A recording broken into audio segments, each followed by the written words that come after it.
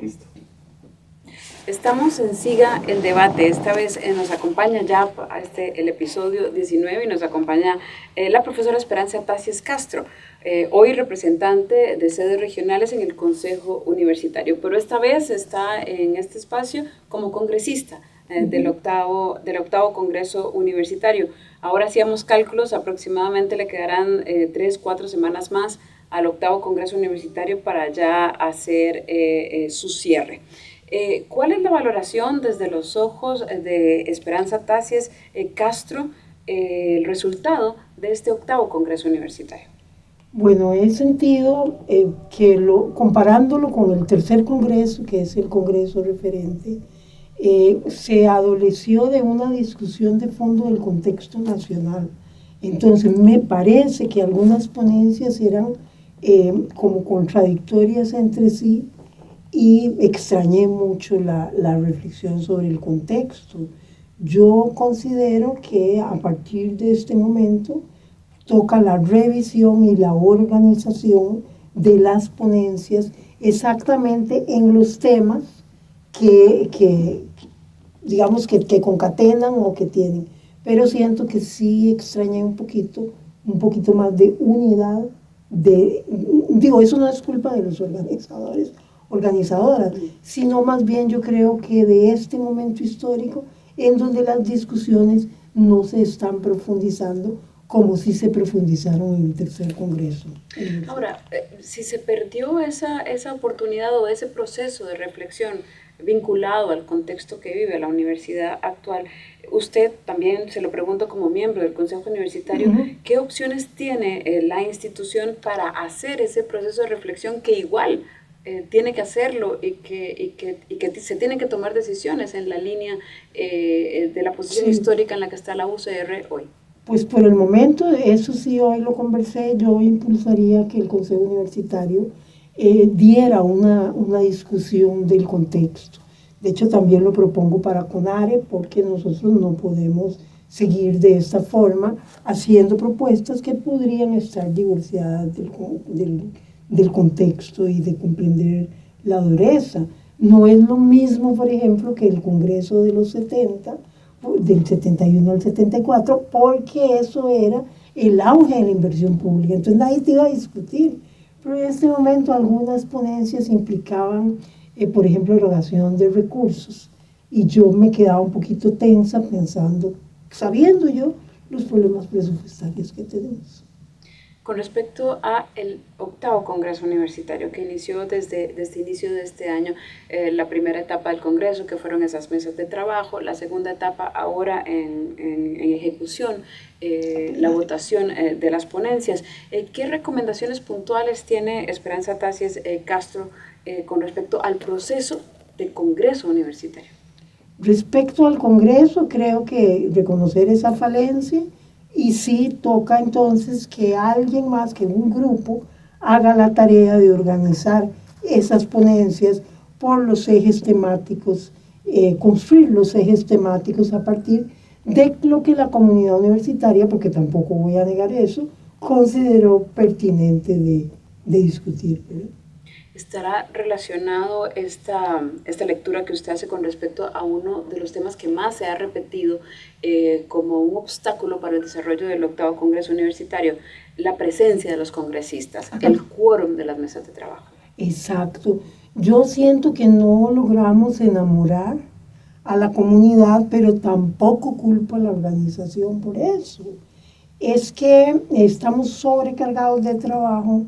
El tiempo social, que no es lo mismo que el tiempo cronológico, pasa demasiado rápido, y sí observé los problemas de quórum que tenía y la imposibilidad incluso de realizar las sesiones. Yo estuve en 2 que hubo que suspenderlas. Entonces, siento que se debería dar una actividad previa del Congreso. Yo lo haría si estuviera a cargo, para reflexionar sobre los ejes que debe abordar el Congreso, ¿verdad? Como hacer una encuesta o de alguna forma organizar unos ejes previos para las discusiones que da en primer lugar. En segundo lugar, conversar. Le interrumpo solo para señalar que este octavo congreso sí tenía esos ejes, ¿verdad? Hablaban Sí. de gobernabilidad, por un lado, de vínculo, Claro. universidad-sociedad. ¿Usted habla un poco en esos mismos términos o cuál es su Sí, planteamiento? sí, en esos términos, pero yo no sentí que se concatenaran también las ponencias, sino que las ponencias parecían ser en gran medida particularidades. Por ejemplo, la que yo llevé, para no decir de otra vez, la que yo llevé respondía únicamente a la amenaza del cierre de los recintos. Entonces fuimos un equipo de la sede Occidente a discutir cómo se puede incluir el recinto dentro del estatuto orgánico. No existe y eso lo convierte en algo débil, ¿verdad? Entonces yo siento que sí, que lo que urge en este momento es el análisis del contexto. Yo voy a seguir insistiendo en eso, porque si usted no analiza el contexto, cuesta mucho la ubicación de esos ejes. Una actividad previa, reflexiva, yo entiendo que sí, que tal vez usted me puede decir, Gabriela, no, pero sí la hubo, porque hubo las primeras donde se aprobaba previamente la ponencia, pero aún ahí yo sentía que carecíamos de eso, de que yo sí veo en lo que se aprobó en el tercer congreso. Un poquito tal vez sea injusto que haga la comparación, pero sí siento que hay un abismo muy grande. Estamos conversando con Esperanza Tacies Castro, quien es congresista, miembro del Consejo Universitario, representante de sedes regionales. Y en esa línea de las carencias que ya conversamos, ¿qué sí rescata de las observaciones que ha hecho hasta el momento del octavo Congreso Universitario? Hubo las ponencias que observé, ¿verdad? No quiero ser injusta porque yo no fui a todas las sesiones.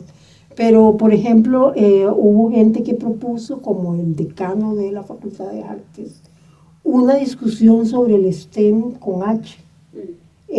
Yo no conocía esa propuesta, pero la aprendí mucho con él y me pareció que esa y otras ponencias sí estaban respondiendo a los problemas que enfrenta la universidad en este contexto.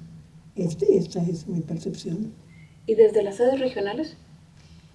Las sedes regionales tuvieron una participación, ahí hay una diferencia muy activa, se mantenían presentes en forma virtual, seguro usted lo observó. A mí me gustó mucho que las sedes sí, fue mucho más la desatención en la Rodrigo Facio que en las sedes regionales. Yo sí me consta que la gente de las sedes estaba discutiendo cómo votar, que cuántos, incluso contaban los votos que teníamos las sedes por si alguna ponencia, pues, ¿verdad?, no estaban de acuerdo.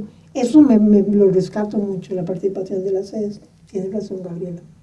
Y por último, tal vez una valoración con respecto a la participación estudiantil en este octavo congreso. Y igual, tal vez una reflexión final también, no solo con la participación estudiantil, sino también la administrativa y la conformación de la asamblea de congresistas en el octavo congreso universitario. Los temas. La representación, ¿verdad?, de quienes están tomando decisiones en este octavo congreso con respecto a lo que es la comunidad universitaria. Sí, bueno, la falta de quórum hacía que se perdiera. Sobre el estudiantado voy a rescatar que me parecieron muy buenas sus ponencias.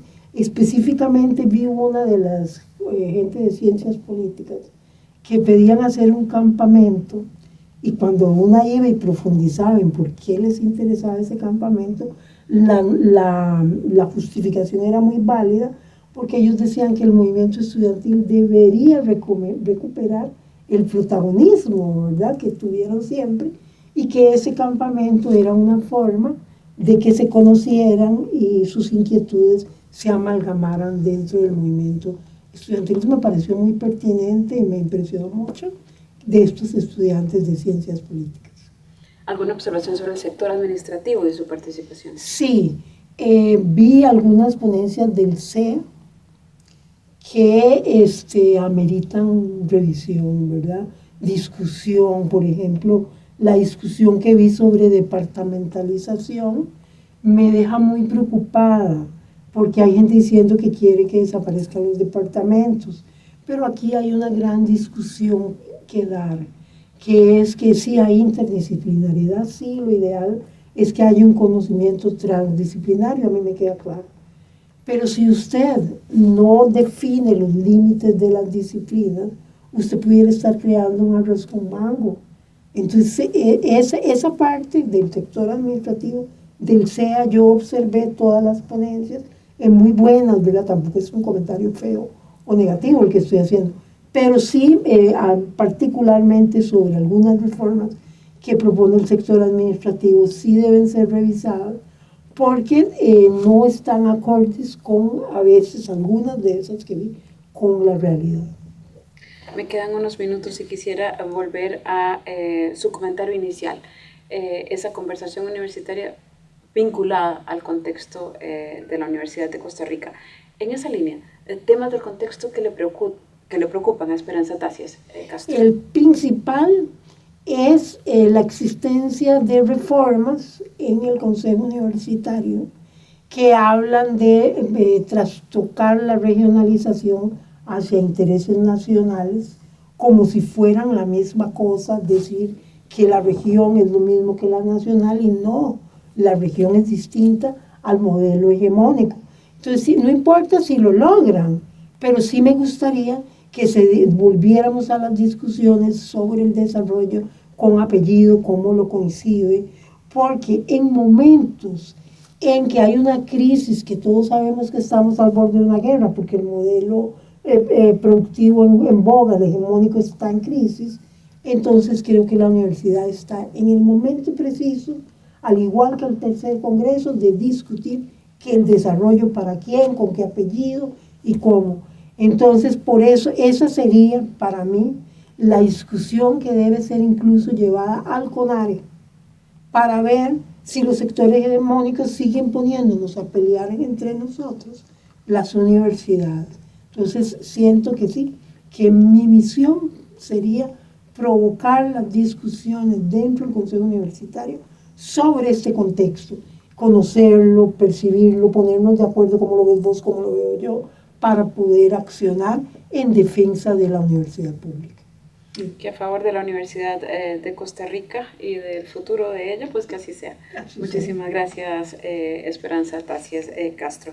Y conversamos, sigue el debate en este espacio de podcast. Muchísimas gracias. A usted las gracias por su buen trabajo, Gabriela. Muy amable.